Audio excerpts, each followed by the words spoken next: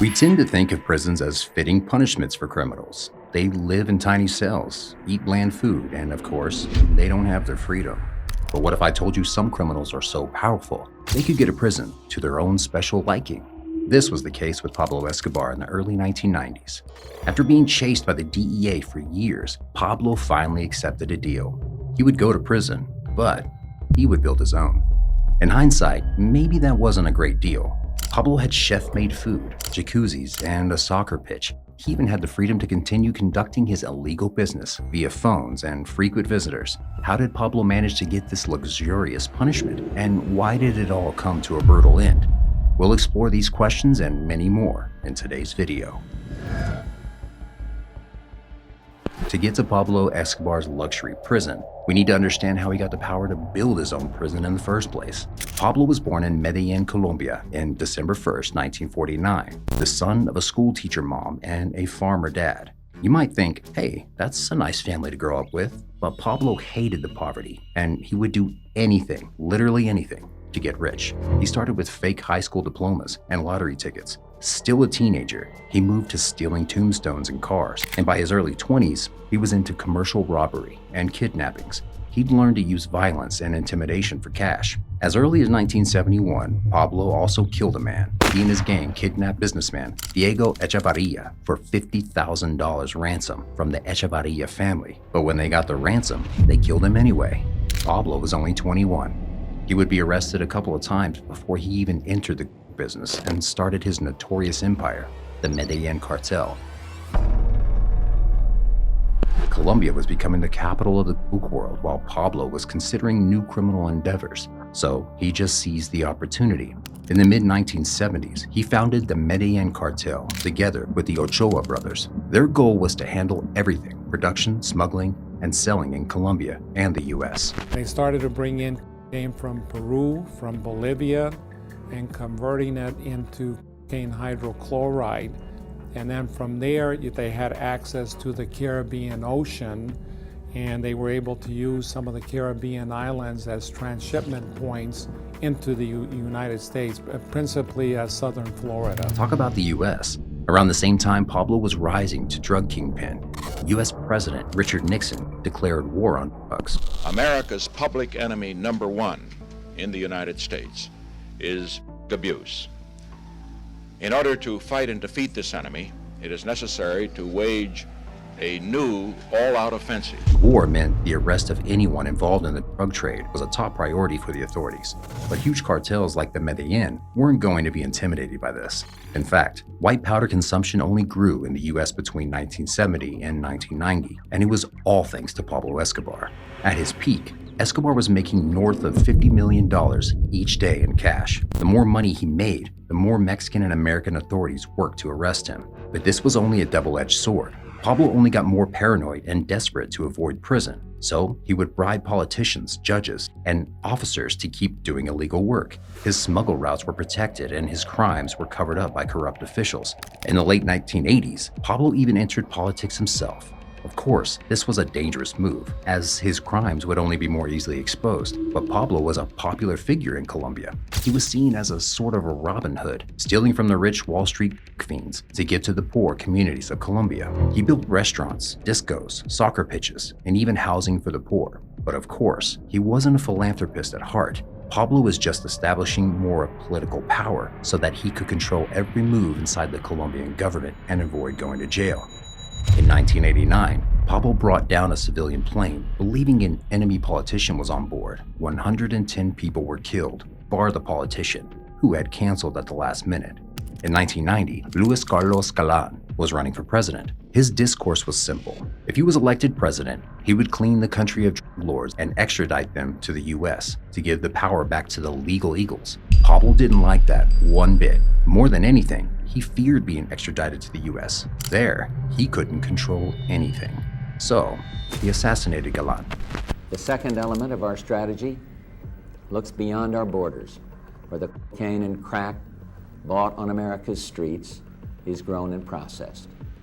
In Colombia alone, cocaine killers have gunned down a leading statesman, murdered almost 200 judges and 7 members of their Supreme Court.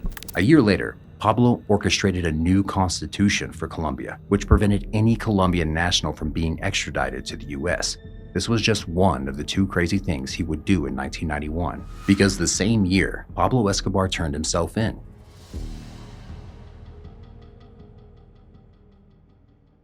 On June 19, 1991, Pablo Escobar sat down with the top dogs of the Colombian government and offered them a deal. He would go to prison for 5 years on Colombian soil. Of course, there was a big catch.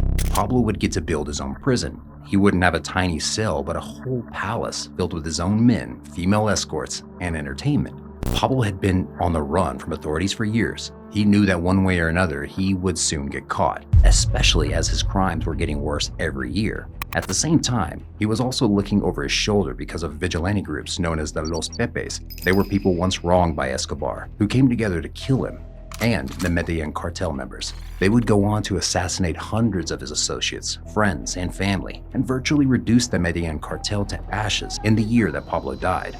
On top of that, the Medellin cartel was in the middle of a bloody war with the Cali cartel. Pablo's daughter, Manuela, was a mere toddler when she was injured in a bombing meant to kill him. Pablo was truly scared for his life, so he devised a perfect hideout that shockingly satisfied Colombian authorities too, a palace he called prison, called La Catedral. La Catedral resembled a luxurious resort more than an actual prison. It had a bar, disco, jacuzzi, pool, sauna, gym, and a waterfall.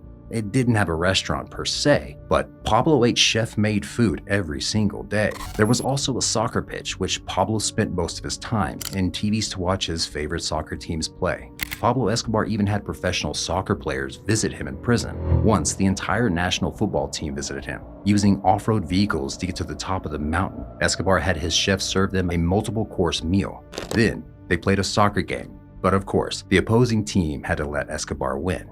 He got really angry when he didn't, and when Pablo was angry, you could get killed. After the game, the national team stayed late in the evening to party at the prison's disco. Indeed, throughout his time at La Catedral, Pablo threw several parties, some with VIP attendants, escorts, and of course, white powder. If you're asking how the latter made it inside, well, they were hidden in military vehicles, brought in and taken back to Medellin by corrupt officers. Needless to say, La Catedral also had luxurious rooms for his guests. He couldn't just send his party guest home at 4 in the morning, could he? And when he celebrated his 42nd birthday from prison, Pablo had special chefs come in and cook for him, brought from Medellin's top restaurants. That day, Pablo and his visiting family enjoyed turkey, smoked salmon, smoked trout, and caviar, among other delicacies. Talk about his family.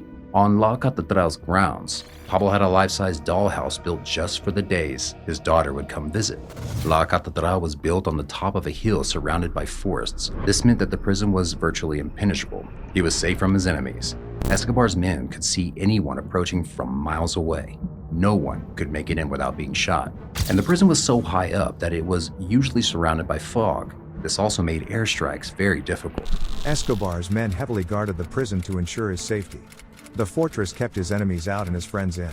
In other words, it was the perfect place for Pablo to continue running his empire from behind bars. Yep. Not only did Pablo have every luxury he could think of inside his prison, he was perfectly able to carry on conducting his business. He was still the Medellin kingpin, the king of coke, and the most powerful man in Colombia, even inside his prison. As word of La Catedral spread, people realized the deal with the government was another force made possible by corrupt politicians. La Catedral became known as Hotel Escobar, an ironic but sad name, considering that many hotels didn't have the luxurious amenities that Escobar's prison did. And to make matters worse, the authorities also realized that prison was keeping Pablo safe from his enemies above all else. In other words, they realized La Catedral worked in Escobar's favor, not theirs. There was another problem. Pablo Escobar was a violent man, and as he realized he could do anything he pleased inside the prison walls, his violence skyrocketed. Once he tortured and killed 4 of his lieutenants over a money dispute, and in 1992, he ordered the assassination of 2 cartel members on the prison's phone. These were enough to make the government rethink La Catedral's and Pablo's fake sentence. The plan was to surprise Escobar and move him to a high-security federal prison in Colombia. But Escobar was still very powerful. He had people infiltrated everywhere, including the national police, so he knew they were coming. In July 1992, two officials came to tell Escobar that he was being moved to a more secure location under the government's control. Pablo responded by capturing them and keeping them hostage. But as he was deciding what to do with them, a gunfight ensued, and Pablo used this to his advantage. On July 22nd, a mere 13 months from his conviction, Pablo Escobar escaped from prison. However, this was the beginning of the end for the Lord. It would have been easier for Escobar to comply with the authorities and go to a normal prison. Pablo Escobar lived for 16 more months after his escape in constant fear of Colombian police, the DEA, the government, Los Pepes, and rival cartels. His family wasn't safe anymore. His men were being gunned down like flies by the violent Los Pepes, and the DEA was putting more and more energy into his capture. Los Pepes were tremendously effective, and I think they were key in isolating Escobar fairly rapidly. They pretty much stripped him of much of his organization. Well, it was to our advantage. You got to give Los Pepes a lot of credit for Pablo Escobar's demise, because they are the ones that waged the dirty war. The Los Pepes are really responsible for the fact that Pablo Escobar at the end was pretty much alone. I mean, he didn't have many people anymore. And no amount of money could help Escobar's men infiltrate the DEA. It was actually the other way around this time. The DEA had infiltrated the Medellin cartel using the intelligence to seize his estate, exotic animals, cash, and of course, He seized vast amounts of money. And the other thing we're doing, we're trying to seize as much of his dope, as much of his cocaine as possible. As Escobar was getting more and more paranoid, he became even more violent. On January 30th, 1993, he attempted to assassinate the head of the Colombian security office with a car bomb. The target wasn't hit, but 21 civilians were killed and dozens were maimed. His car was going by, and his car was a bulletproof vehicle. It blew the car to one side. There were half bodies of children and people all over the street that were waiting for the school bus. And when you see that, and you still think the guy's a robber, it's hard for me to understand that. His arrest was imminent. The DEA was listening to his calls and using the signals to track him down. In October 1993, Pablo's wife Maria and their two children nearly escaped an assassination attempt by Los Pepes. Scared for their lives, they flew to Germany to seek asylum. That's when the DEA contacted the German authorities and had the family sent back to Colombia. This angered and scared Pablo so much that he started making phone calls left and right, begging or threatening authorities to let his family fly away. The minute he heard that Germany had denied the request, he was on the phone making threats, calling the German embassy, saying he would kill people, saying he would blow things up. There was no telling what would happen. The walls were caving in around Pablo Escobar. He was taking more risks. He was making more phone calls. He was also becoming more threatening in his tones. His acts of desperation made us feel that we were getting closer and closer and closer. One of his biggest risks was a phone call he made to his son on the day after his 44th birthday. DEA and the Colombian search block were listening. Within an hour, Escobar was tracked to his aunt's house in Medellin, but this time, Pablo knew he wouldn't go to La Catedral if he was arrested, so he ran up the stairs, all the way to the rooftop, shooting at the officers. He probably knew this was the end. He would die a free man, confirming his old motto, better dead in Colombia than alive in a U.S. prison.